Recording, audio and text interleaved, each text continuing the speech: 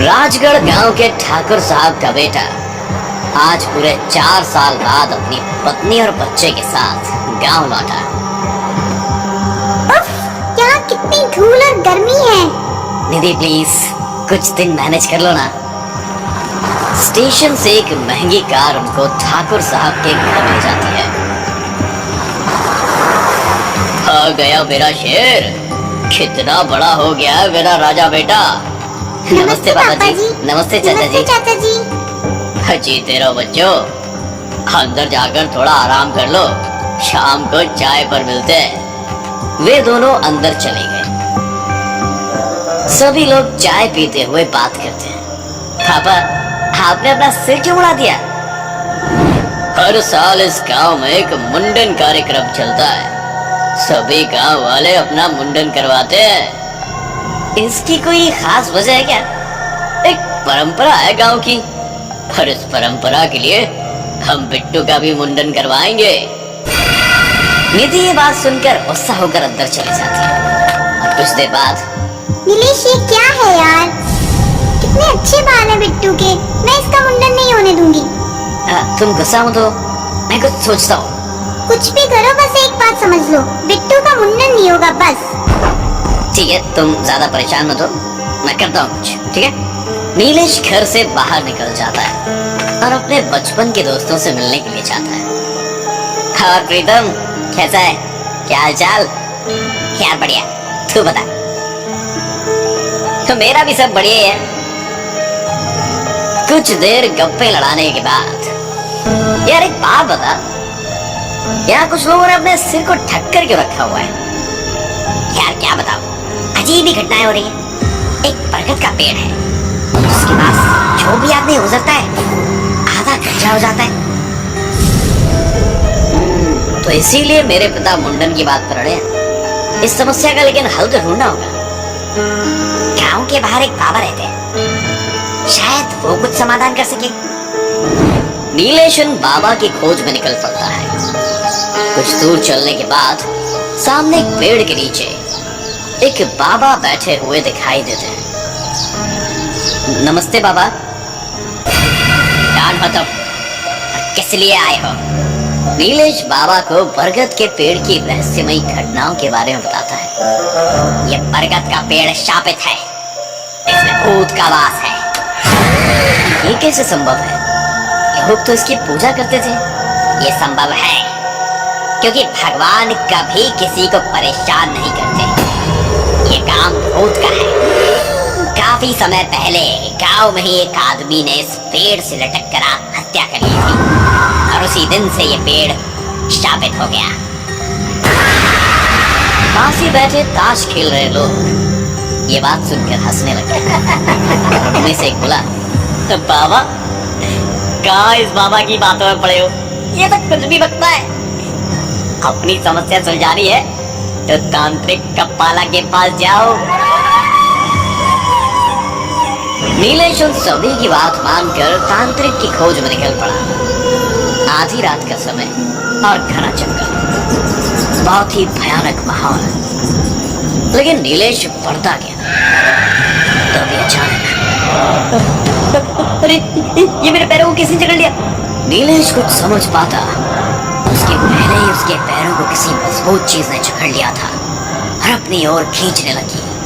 नीलेश पीछे मुड़ता है और सामने बरगद की जड़ों को देखकर भयभीत हो गया। लेकिन जैसे तैसे खुद को उन जड़ों से जान छुड़ाकर भागने लगता है। भागते भागते वो एक विशाल गड्ढे में गिर जाता है और उस गड्ढे में फिसलता हुआ सीधे एक भयावह गुफा में पहुंच गया, जहां एक भयंकर तांत्रिक बैठा है। कौन है तू और यहाँ क्यों आया है? गांव में बरगद का पेड़। समझ गया तेरी समस्या, चिंता मत कर, समाधान हो जाएगा, लेकिन कीमत ज्यादा देनी होगी। मैं तैयार हूँ। ये गांव वाले पागल हैं, कुछ भ्रम पाल कर बैठे हैं, मूर्ख बनाकर पैसा है सकता। तांत्रिक अपनी योजना बनाने लगा। नीलेश वहीं जंगल में बैठकर सोचने लगता है, क्या इस तरह गांव वालों की इच्छा के बिना तांत्रिक को बुलाना ठीक होगा। मुझे एक बार गांव के लोगों से इस बारे में चर्चा कर लेनी चाहिए। सुबह होते ही नीलेश गांव वालों से बात करने जैसे ही गांव में जाता है तो गांव का नजारा देखकर हैरान हो गया। क्या हुआ चाचा? गांव के कुछ खेत और कुछ घर जल गए, कुछ लोगों के मुंडन भी हो गए हैं। नीलेश ये बात सुनकर परेशान हो जाता है, तुरंत अपने घर की ओर दौड़ता है। घर पहुंचकर, निधि तुम ठीक तो हो? और बिट्टू कहाँ है?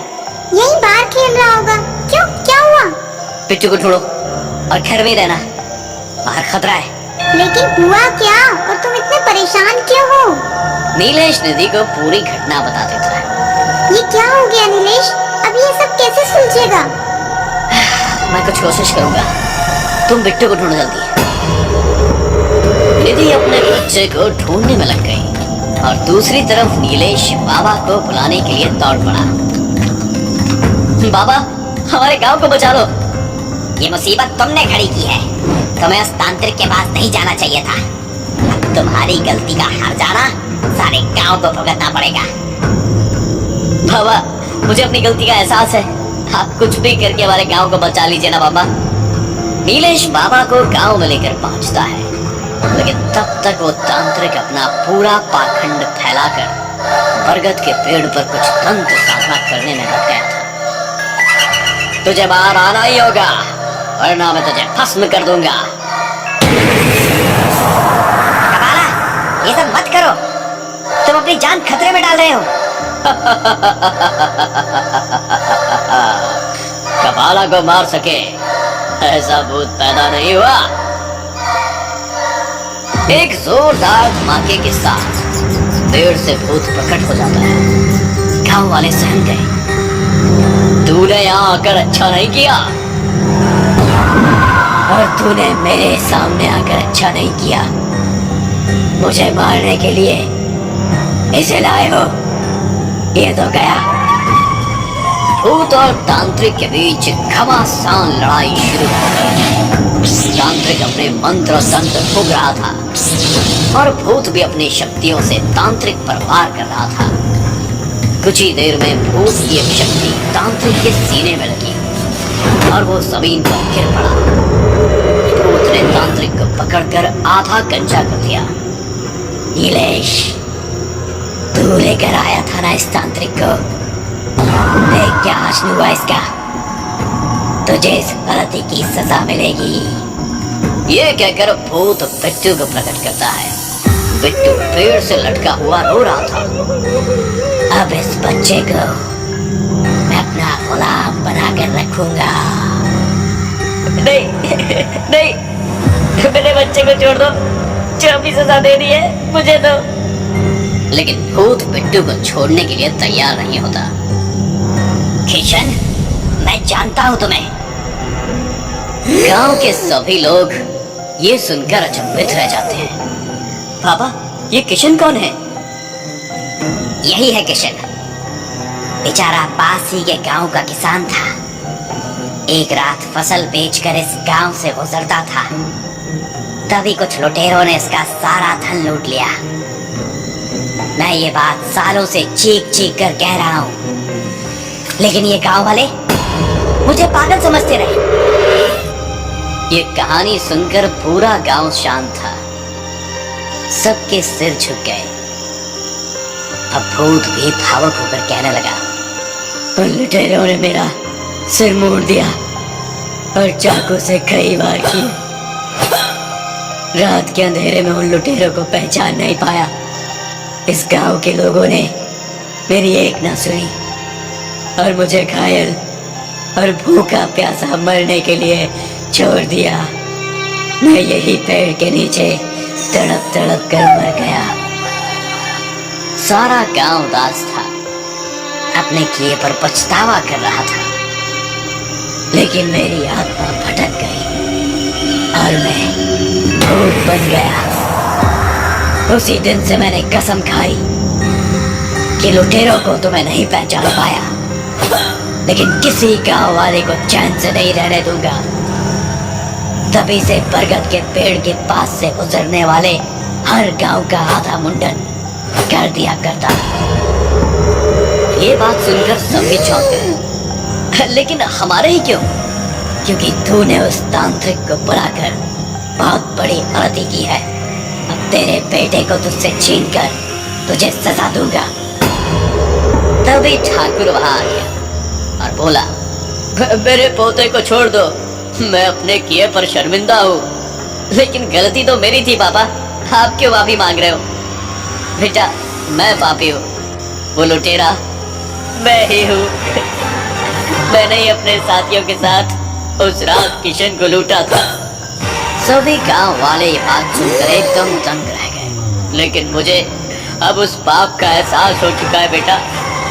जो सजा देना चाहो मुझे, मैं तैयार हूँ। सजा तो मिलेगी ठाकुर, तुम्हें भी और तुम्हारे साथियों को भी, ताकि भविष्य में कभी कोई और ऐसा ना करे। ये कहकर भूत ठाकुर और उसके साथियों को उसी बरगद के पेड़ से लटकाकर मौत के घाट उतार देता है।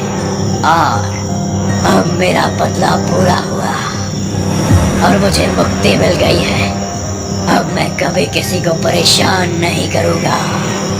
भूत चला गया और माहौल एकदम शांत।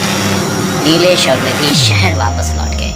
लेकिन आज भी इस गांव के लोग हर वर्ष किशन की याद में अपना सर मुंडवाते हैं।